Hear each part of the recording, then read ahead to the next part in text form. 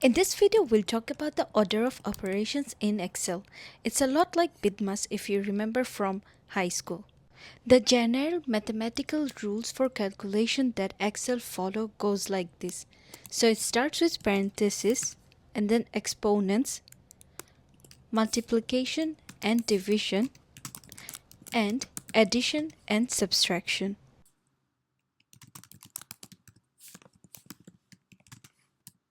Following this rule is very important to get your calculations correct. And now I'll show you an example.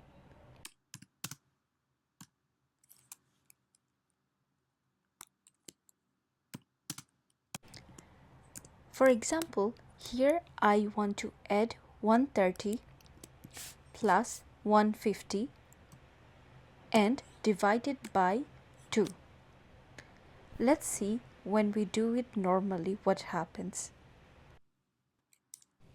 The answer we got is 205, which does not look correct. And here's why it is not correct.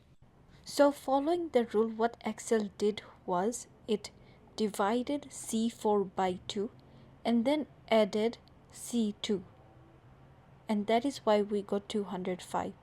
And that's not what we wanted. Therefore, to do the calculation correctly, as at first we want to add 130 plus 150, we'll need to put that in brackets and then write divided by 2. So in this way, Excel will add the numbers and then divide the sum by 2.